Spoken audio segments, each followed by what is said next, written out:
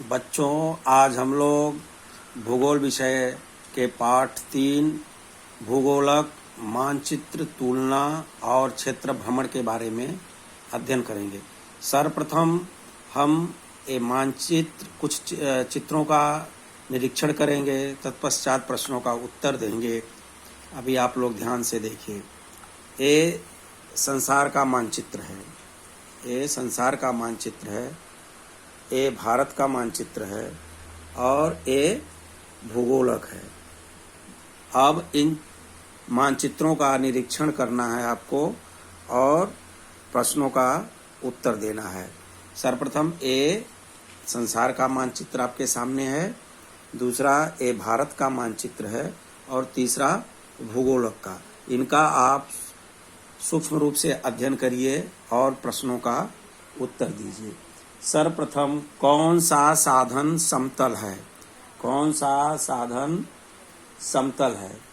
ये मानचित्र कैसा है? मानचित्र समतल है। मानचित्र कैसा है? समतल है। तो कौन सा साधन समतल है? मानचित्र समतल है। कौन सा साधन गोल है? ये देखिए, ये भूगोलक है। भूगोलक कैसा है? गोल है। भूगोलक कैसा है? गोल है। तो कौन सा साधन गोल है? भूगोलक गोल है। किस साधन द्वारा तुम पृथ्वी का संपूर्ण क्षेत्र एक ही समय में देख सकते हो? ये मानचित्र के द्वारा संपूर्ण क्षेत्र का एक ही समय में हम देख सकते हैं। मानचित्र द्वारा हम पृथ्वी के संपूर्ण क्षेत्र को एक ही समय में देख सकते हैं। मानचित्र के द्वारा पूरे भारत का आप एक ही समय में निरीक्षण कर सकते हैं, देख सकते हैं। समय एक ही समय में देख सकते हैं। किस साधन द्वारा पृथ्वी का एक ही हिस्सा एक समय में देख सकते हैं?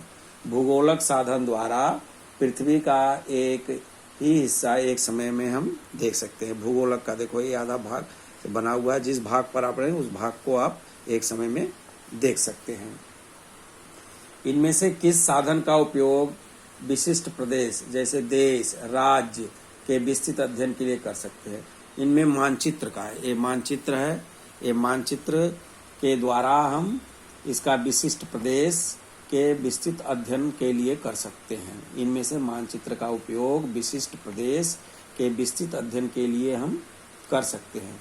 किस साधन को पृथ्वी की प्रतिकृति कहा जाता है? ये भूगोलक जो है ये पृथ्वी का प्रतिकृति माना गया है, इसे प्रतिकृति कहते हैं। अब आप एक बार से फिर से प्रश्न लीजिए, उसका उत्तर आप बोलिए। कौन सा साधन समतल है? मानचित्र समतल है। कौन सा साधन गोल है? भूगोलक गोल है। किस साधन द्वारा तुम पृथ्वी के संपूर्ण क्षेत्र एक ही समय में देख सकते हो? मानचित्र द्वारा हम पृथ्वी के संपूर्ण क्षेत्र एक ही समय में देख सकते हैं। किस साधन द्वारा पृथ्वी का एक ही हिस्सा एक समय में देख सकते हैं? भूगोलक के द्वारा पृथ्वी का एक हिस्सा हम एक समय में देख सकते हैं। इनमें से किस साधन का उपयोग विशिष्ट प्रदेश के विस्तृत अध्ययन के लिए कर सकते हैं? इनमें से मानचित्र का उपयोग हम विशिष्ट प्रदेश जैसे देश, राज्य आदि के विस्तृत अध्ययन के लिए कर सकते हैं मानचित्र के द्वारा। किस साधन को पृथ्वी की प्रतिकृति कहा जा सकता है? भूगोलक को पृथ्वी का प्रतिकृति कहा जा सकता है। अब हम थोड़ा जानकारी करेंगे द्विआयामी वस्तुएं।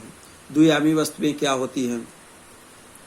इसमें लंबाई और चौड़ाई जैसे दो आयामों वाली वस्तुएं हो, उन्हें हम क्या कहते हैं? द्विआयामी वस्तुएं। क्या कहते हैं? दो आयामी वस्तु कहते हैं। जिसमें लंबाई और चौड़ाई जैसे दो आयामों वाली वस्तुओं को द्विआयामी वस्तु कहते हैं। लंबाई और चौड़ाई दोनों मिलकर द्विआयामी वस्तु के क्षेत्र की रचना करते हैं। लंबाई और चौड़ाई रहेगा तो द्विआयामी जो वस्तु है उसका क्या, किस चीज की रचना करते हैं? क्षेत्र का रचना करते हैं। त्रिआयामी वस्तु जिसमें 3 आयाम हो, लंबाई, चौड़ाई और ऊंचाई वाली वस्तु को त्रिआयामी वस्तु कहते हैं। जिसमें लंबाई हो, चौड़ाई हो, ऊंचाई हो, ऐसे वस्तु को त्रिआयामी वस्तु कहते हैं। लंबाई और चौड़ाई और ऊंचाई तीनों मिलकर त्रिआयामी वस्तु के आयतन की रचना करते हैं। किसकी रचना करते हैं? आयतन की। जिसमें लंबाई हो, चौड़ाई हो और ऊंचाई, उनमें त्रिआयामी वस्तु कहते हैं। मानचित्र क्या है? मानचित्र द्विआयामी वस्तु है। इसमें सिर्फ क्या होता है? लंबाई होती है और चौड़ाई होती है। मानचित्र द्विआयामी होते हैं। ये मानचित्रों की सहायता से संसार तथा प्रदेश का भी अध्ययन कर सकते हैं। मानचित्रों की सहायता से पूरे संसार का और अपने देश का भी हम अध्ययन कर सकते हैं। मानचित्रों की सहायता से संसार का सीमित प्रदेश का भी अध्ययन हम कर सकते हैं। भूगोलक त्रिआयामी होता है। भूगोलक कैसा होता है? त्रिआयामी। इसमें लंबाई होती है, चौड़ाई होती है और ऊंचाई होती है। लंबाई और चौड़ाई ऊंचाई तीनों होती है। पृथ्वी भूगोलक का प्रतिनिधिक प्रतिकृति है। ये पृथ्वी का प्रतिकृति है भूगोलक। और भौगोलिक सैर और क्षेत्र भ्रमण में हम 2-3 बातों का ध्यान रखेंगे। पहला, भौगोलिक भ्रमण भूगोल विषय के लिए अत्यंत महत्वपूर्ण और अध्ययन पद्धति है। भौगोलिक भ्रमण जो है ये भूगोल के अध्ययन करने का एक प्रमुख साधन है। दूसरा, क्षेत्र भ्रमण द्वारा उस स्थान की भौगोलिक तथा सामाजिक परिस्थिति को हम समझ सकते हैं। जब हम किसी क्षेत्र में जाएंगे तो वहाँ की भौगोलिक स्थिति क्या है, सामाजिक स्थिति क्या है, इसको हम आराम से समझ सकते हैं। इसलिए भ्रमण का जो है, शैक्षणिक भ्रमण हो या भौगोलिक सैर हो या क्षेत्र भ्रमण हो, इसका हम बहुत अच्छी तरह से उस स्थान का अध्ययन हम कर सकते हैं। क्षेत्र भ्रमण के समय प्रश्नावली द्वारा अथवा साक्षात्कार द्वारा स्थानीय लोगों से जानकारी प्राप्त की जाए। कहीं भी हम क्षेत्र भ्रमण के लिए जाते हैं तो वहाँ के लोगों से प्रश्न के माध्यम से, साक्षात्कार के माध्यम से, स्थानीय लोगों से वहाँ की संदर्भ में हम अच्छी तरह से जानकारी प्राप्त कर सकते हैं। अब इस पाठ से संबंधित हम कुछ प्रश्न आपसे पूछेंगे, आप शॉर्ट में उत्तर देंगे। द्विआयामी वस्तु किसे कहते हैं? दो आयामी वस्तु किसे कहते हैं? द्विआयामी वस्तु, 2 आयामों यानी लंबाई और चौड़ाई वाली वस्तु को द्विआयामी वस्तु कहते हैं। द्विआयामी वस्तु कहते हैं। अब इसी तरह से त्रिआयामी वस्तु क्या है, किसे कहते हैं? 3 आयामों वाली, जिसमें लंबाई हो, चौड़ाई और ऊंचाई वाली वस्तु को त्रिआयामी वस्तु कहते हैं। पृथ्वी पर होने वाले दिन रात की संकल्पना को किस साधन द्वारा समझना आसान होगा? पृथ्वी पर होने वाले दिन रात की संकल्पना को किसके द्वारा? हम भूगोलक के द्वारा समझ सकते हैं। जैसा कि हम जानते हैं पृथ्वी अपने अक्ष पर घूमती है। जब घूमते हुए जो भाग सूर्य के सामने पड़ता है वहाँ क्या होता है? दिन होता है। और जो भाग नहीं पड़ता है पृथ्वी का सूर्य के प्रकाश के सामने, वहाँ क्या होता है? रात होती है। तो पृथ्वी पर होने वाले दिन रात की संकल्पना को हम भूगोलक द्वारा आसानी से समझ सकते हैं।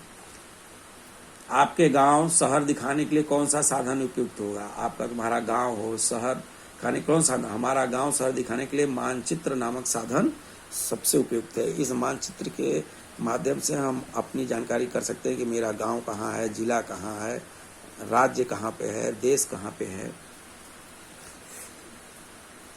ये संसार में अपने देश का भी हम खोज सकते हैं कि भारत इसमें कहाँ है। देखो, इधर यूरोप है, एशिया है, अफ्रीका है, दक्षिण अमेरिका है, उत्तरी अमेरिका है, ऑस्ट्रेलिया है।